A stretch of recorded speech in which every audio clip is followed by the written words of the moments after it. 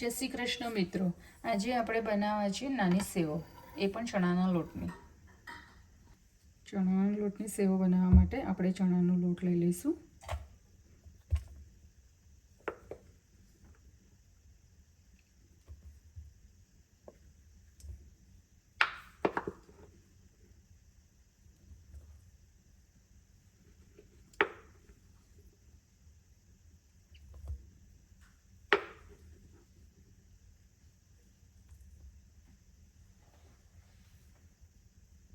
ચણાના લોટની સેવ બનાવવા માટે હું એની અંદર હિંગ પણ નાખું છું.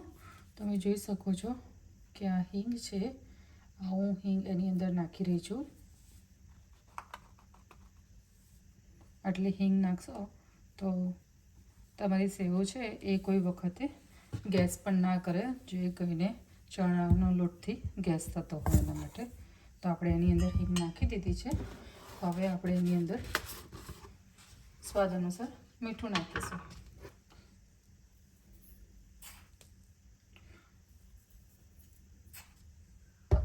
અને એની અંદર થોડી આપણે ચપટી હળદર નાખીશું. અને આપણે નાની સેવ બનાવી રહ્યા છીએ એટલે આપણે એની અંદર થોડો લાલ મરચાંનો ઉપયોગ કરીશું. આવી જ રીતે આટલું નાખીને એને મિક્સ કરી લઈશું.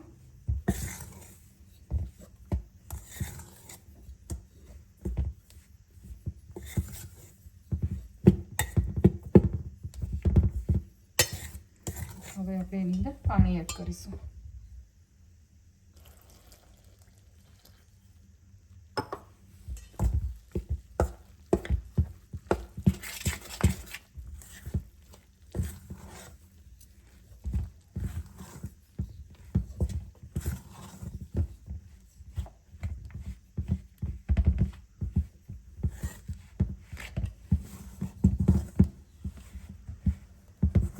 જેવી રીતે જરૂર પડે એવી રીતે આપણે પાણી એડ કરતા રહીશું એની અંદર.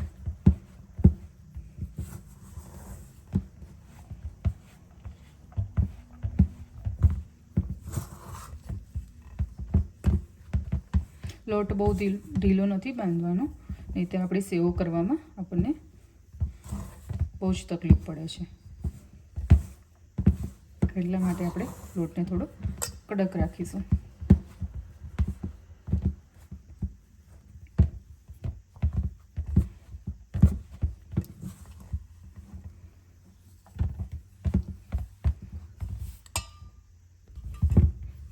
તમે જોઈ રહ્યા છો કે આપણો લોટ થઈ ગયો છે. હવે આપણે તેલ મૂકી દઈશું અને પછી આપણે સંચો ભરીશું.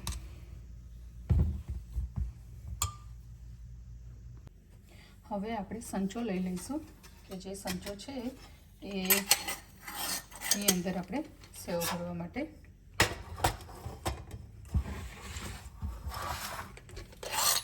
આ ટાઈપનો સંચો આવે છે. અને તમારે જેવી રીતે નાની મોટી સેવ કરવી હોય એ રીતે તમે કરી શકો છો. હું આ ટાઈપની સેવ પાડવા માગું છું તે હાલમાં.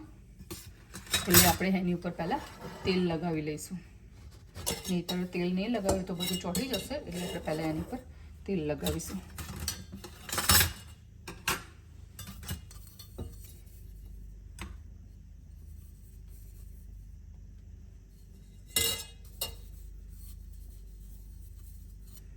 હવે આપણે તેલ લગાવી લઈશું એની પર.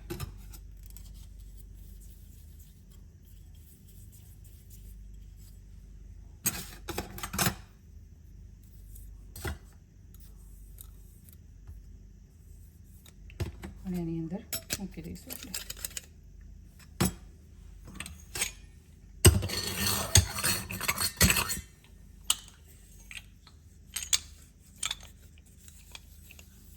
આની ઉપર પણ આવી રીતે તેલ લગાવી દઈશું. અને હવે આપણે સંચાની અંદર ભરીશું. આપણે પહેલાં અહીંયા લોક કરી દઈએ. આ નીચે જે બોટમમાં આપણે જે ટ્રે લગાવી છે નાની કરવા માટેની, એની અંદર આપણે પહેલાં એને લોક કરી દઈએ આવી રીતે. અને હવે આપણે એની અંદર ફિલઅપ કરીશું.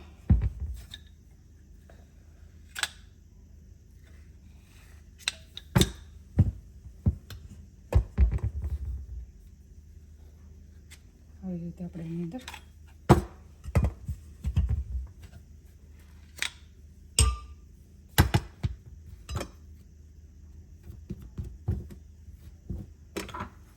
હવે આવી રીતે દબાઈશું એટલે જે પણ એર હોય એ નીકળી જાય અને આપણે એની અંદર સ્પેસ થઈ જાય તો પાછું પણ આપણે એની અંદર ફિલઅપ કરી શકીએ.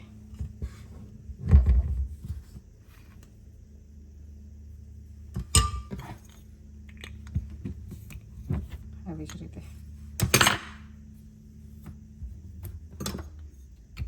હવે આપણે એને લોક કરી દઈએ.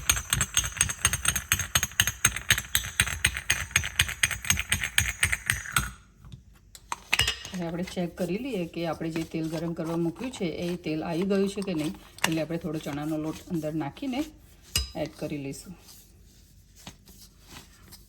ટ્રાય કરવાનું કે તમે આના જે આટા છે એ તમે પ્રોપર ફિટ કરો, અધરવાઇઝ તમારો ખુલવાના ચાન્સ રહેશે. જ્યારે તમે આ રીતે ટાઈટ ભરેલું હશે તો આ રીતે તમારી સેવ પણ બહાર નીકળશે. એટલે આપણે થોડો લોટ લઈને તેલની અંદર એડ કરીશું. જ્યારે મેં તેલની અંદર એડ કર્યું ત્યારે એની અંદર ઉપર આવી ગયું છે. એટલે હવે આપણે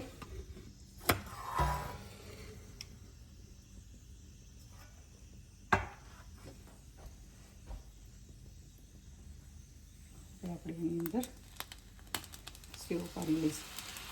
પહેલાં થોડી સેવ નાખીએ કે જેથી આપણી અને પછી ટર્ન અધર વે કરી લેવાનું એટલે આપણે બનીને રેડી થઈ જાય.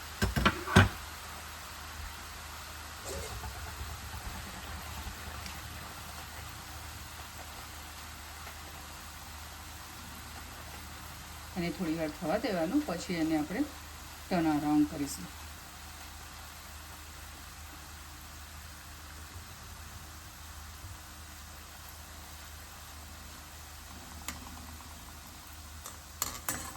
હજી નથી થઈ.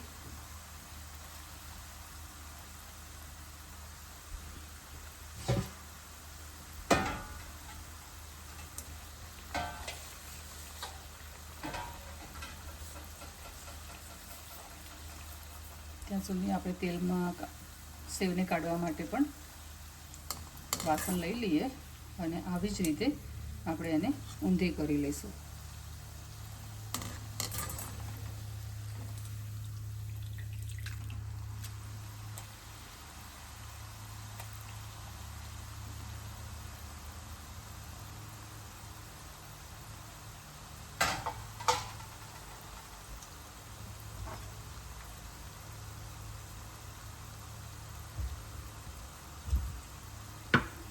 જ્યારે આ સેવમાં તમે મોરીને એવું નાખશો તો નાની સેવ નહીં બને, કારણ કે તે સંચામાં ભરી જશે. એટલે આપણે આને પહેલાં થોડું મરચું નાખીને નાની સેવ બનાવી લઈશું અને પછી એની અંદર લોટ નાખી અને પાછું મરી નાખી અને મોટી સેવ માટે રેડી કરીશું.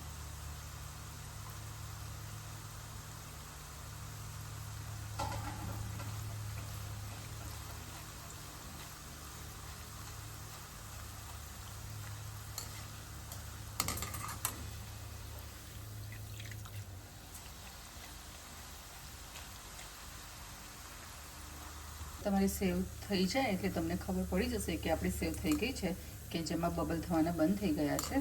અને હવે તમે આને ઊંચી કરશો તો તમારા જાળામાં પરફેક્ટલી આવી જશે. અને એને આપણે આવી રીતે લઈ લઈશું.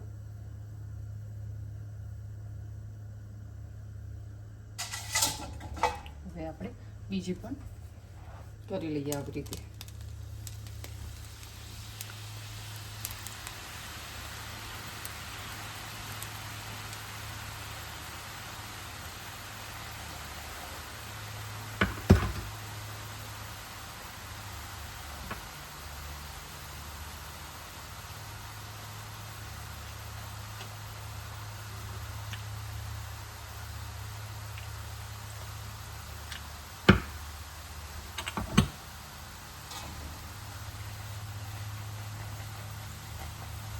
ત્યારે પહેલી સેવ થતાં થોડી વાર લાગે, બિકોઝ આપણું તેલ કેટલું ગરમ છે શું છે એ આપણે ના ખબર હોય. હવે આપણે બીજી સેવ થતાં એટલી વાર નહીં લાગે. કેટલી ફટાફટ થઈ ગઈ છે. હવે આપણે એને ટર્ન અરાઉન્ડ કરી લઈએ.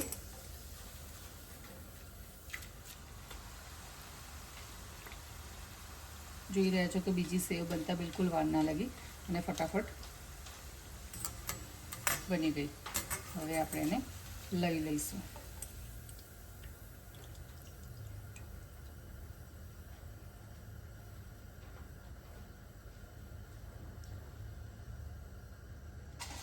આવી જ રીતે આપણે બધી જ સેવ બનાવી લઈશું. તમે જોઈ રહ્યા છો કે આપણે જે સેવ બનાવી એ કેટલી મસ્ત થઈ રહી છે. આ રીતે આપણે તોડીશું તો કેટલી મસ્ત રીતે તૂટે છે અને ક્રિસ્પી દેખાઈ રહી છે. જો